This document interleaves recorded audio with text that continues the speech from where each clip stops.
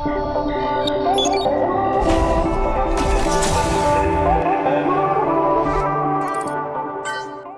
nonton videonya, udah pada cuci tangan belum? Pause dulu video ini. Pause dulu video ini. Cuci tangan yang bersih. Pakai sabun. Pakai sabun. Cuci tangan yang bersih pakai sabun. Ayo, kita tungguin. Dan kalau kalian udah cuci tangan, Silakan lanjut nonton videonya. silakan nonton videonya. Nontonnya di rumah aja ya. Nontonnya di rumah aja ya. Jangan kemana-mana. Jangan kemana-mana. Yuk, jaga kesehatan. Social distancing, jaga jarak antar sesama. Salah. Halo Gadgeters, pertama-tama kita mau bilang dulu sorry bahwa kita berdua harus pakai masker hari ini karena mungkin kalian bisa dengar juga suara gue rada bindeng. Mudah-mudahan sih nggak apa-apa ya, dia juga kurang enak badan. Ya supaya jaga-jaga kita pakai masker aja. Terus juga social distancing ya, ada sedikit Jarak di antara kita supaya aman aja. By the way, let's get to the point. Kalian udah nonton belum review S20 Ultra kami? Kalau belum, nih linknya ada di sini. Anyway, coba kalian bayangkan S20 Ultra dengan ukuran yang lebih reasonable, lebih make sense, dengan problem yang lebih sedikit, dengan harga 4 juta lebih murah. Samsung Galaxy S20 Plus. Sepertinya verdictnya udah jelas. Kita udah pernah kasih tahu di review S20 Ultra kalau ini adalah pilihan yang lebih baik. Nah, sekarang kita mau ngasih tahu kenapa. Dari belakang orang bisa aja nebak S20 Plus sebagai handphone mid-range yang harganya mungkin 1/4 kali lebih murah. Dan ini udah kejadian sama gue beberapa kali. Tapi tetap berasa premium, santai. Buat handphone dengan ukuran layar 6,7 inch, S20 Plus nggak terlalu berat. Cuma 186 gram dan enak untuk dihandle pakai satu tangan. Pas lah menurut gue untuk yang suka layar gede. Selain ukuran dan pixel density, nggak ada yang berbeda dari layar S20 Ultra dan S20 Plus. Menurut kami layar S20 series adalah yang terbaik untuk saat ini. Resolusi QHD+, refresh rate 120Hz, dan udah nggak terlalu melengkung lagi. Jadi nggak terlalu sering accidental touch. Kalau ada satu hal yang kurang menurut kami adalah ketiadaan opsi untuk menjalankan refresh rate 120Hz pada resolusi QHD+. Kami paham baterai bakalan kena efek secara signifikan, tapi harusnya ya biarkanlah kami sebagai user yang nentuin dan nanggung resikonya. Mudah-mudahan akan ada update buat tambahin opsi ini dalam waktu dekat. Mumpung ngomongin baterai, walaupun kapasitas baterai S20 Plus yang 10% lebih kecil ketimbang S20 Ultra, SOT yang kami dapatkan mirip-mirip sebenarnya. 5 jaman dengan masa pemakaian 15 jam. Dan settingan layar yang dipakai itu 120Hz 1080p. Ya, kami paham SOT 5 jam itu biasanya cukup untuk seharian buat typical medium usage secara umum. Tapi kami melihat masih ada room for improvement. Sama kayak SOT-nya, charging speed S20 Plus dan S20 Ultra mirip. Kurang lebih 1 jam dengan charger bawaan 25 wattnya. Pertanyaan kami buat Samsung, ayo dong, kapan nih mau ikutan balapan cepet-cepetan ngecharge? Kompetitor udah sampai 65 watt loh. Persamaan mutlak antara Galaxy S20 Plus dan S20 Ultra tuh banyak banget. Akurasi dan kecepatan sensor in-display fingerprintnya sudah ada improvement walaupun belum the best dari generasi sebelumnya. Terus nggak ada headphone jack, tapi punya setup stereo speaker dengan output audio yang superior.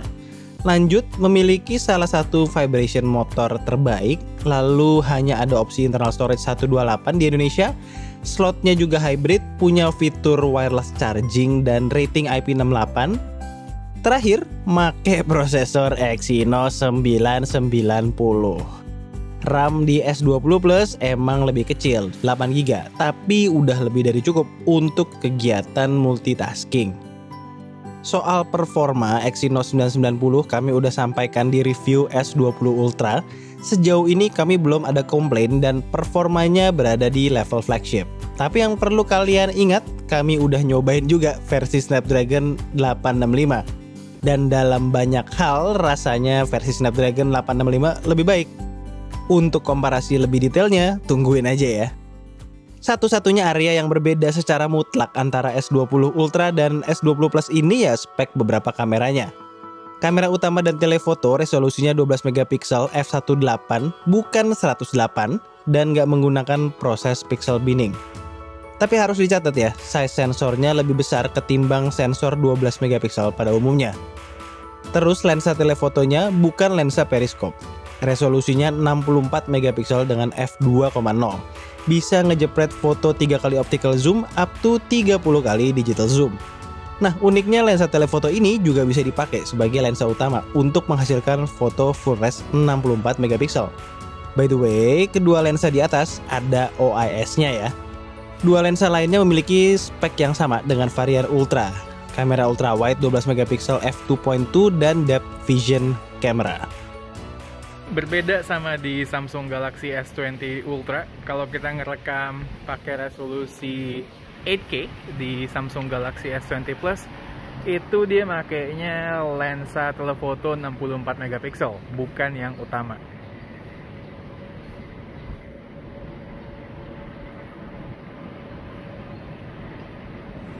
Gue merasa footage 8K di Galaxy S20 Plus choppy-nya nggak se-obvious di S20 Ultra. Lebih bagus nih, kalau stabilisasinya sama-sama oke kok. Saran kami kalau mau dipakai jangan terlalu banyak movement dan pakai saat perlu aja. Soalnya ngerekam footage 8K semenitan, size-nya tuh hampir 800 mega loh. Lanjut dari 8K gue bakalan drop ini ke 4K 60 fps. Ini seperti yang bisa kalian lihat harusnya sih stabil-stabil aja ya, nggak ada masalah sama sekali. Bagus banget. Yang bisa kami report, kami nggak nemuin masalah focus hunting di sini. Menurut gue dan Kumar, so far kualitas videografi S20 Plus adalah yang terbaik di ranah Android.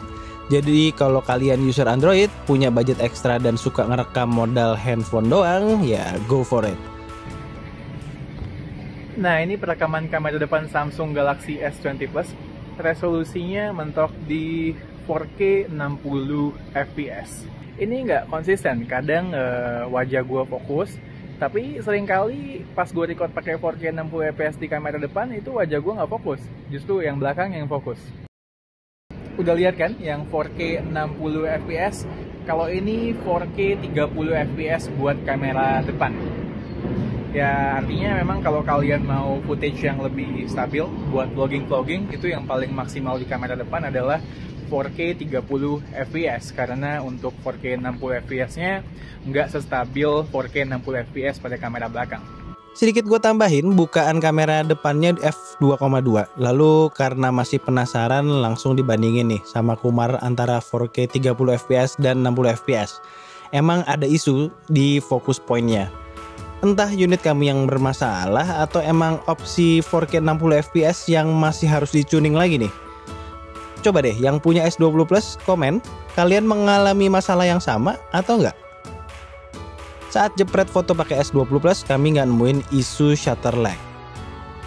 Hasil-hasil fotonya tajam dan fokusnya ngerata, nggak hanya titik tertentu aja. Karena pakai sensor yang lebih kecil dibandingin S20 Ultra tentunya. Foto seperti ini lebih disukai banyak orang dan lebih enak dilihat. Tapi emang minusnya kita nggak akan dapetin natural bokeh yang kece badai seperti di S20 Ultra. Soal smoothing sih tetap masih ada lah ya, dalam kondisi medium lighting khususnya. Di sisi lain peningkatannya dibandingkan generasi S series sebelumnya sangat signifikan, khususnya saat kondisi low light. Foto-foto night mode-nya menurut gue sangat baik dan tajam, bahkan dalam beberapa kondisi lebih baik dari iPhone 11 Pro. Tapi yang perlu dicatat, ini memang sedikit aneh. Dalam kondisi indoor lighting, kita pakai night mode, exposure-nya menurun drastis. Jadi terlihat jauh lebih gelap dari kondisi aslinya malah. Ini bug atau emang karakter night mode-nya ya? Kita lihat deh di updatean yang akan datang. Masih bahas night mode, yang ini dari kamera selfie. Gue notice dengan lighting tungsten kuning-kuning begini, kulit Kumar jadi lebih saturated dari aslinya. Yang autonya justru rada pucat. Tapi terlepas kondisi lighting, intinya sangat-sangat membantu nih night mode-nya. Di luar itu, in general hasil foto-foto kamera selfie-nya simply salah satu yang terbaik. Susah nih nyari minusnya.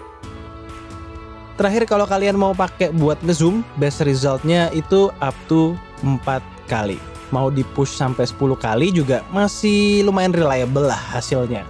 Di atas itu, clarity dan sharpness bakalan menurun jauh. As always, unit S20 Plus kami abis review langsung dipasangin screen protector crystal clear yang melindungi sampai ke ujung-ujung layar, ditambah dengan skin. Kali ini motifnya leather brownish.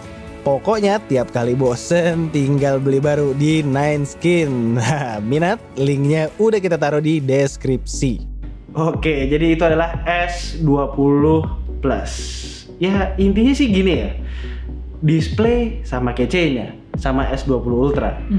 Baterai juga performanya sama. Untuk performa RAW-nya mirip-mirip juga. Kamera malah justru lebih baik dalam beberapa hal. Dan yang pasti handlingnya jauh lebih enak daripada S20 Ultra. Tapi yang udah jelas kalah itu udah pasti urusan zoom ya. Itu juga kan ya nggak semua orang sering pakai ya kan. Sejujur-jujurnya nih ya, tapi ini kan gue aja subjektif. Gue nggak tahu gadgeters gimana. Tapi lensa zoom in real life gue pakai tuh bener-bener seminggu sekali aja udah bagus sebenarnya. Intinya, dengan harga 4 juta lebih murah, kalian bisa mendapatkan hampir semua yang ada di S20 Ultra dan bahkan ada beberapa hal yang lebih baik. As always, kalau kalian suka dengan video kami, boleh klik like, share, dan subscribe. Jangan lupa klik icon bell yang di bawah supaya kalau kita ngeluarin video baru, kalian langsung tahu. Kalau mau tanya-tanya mengenai Samsung Galaxy S20 Plus, boleh drop komen di bawah. Dan Tunggu racun-racun kami berikutnya. bye guys. Bye guys.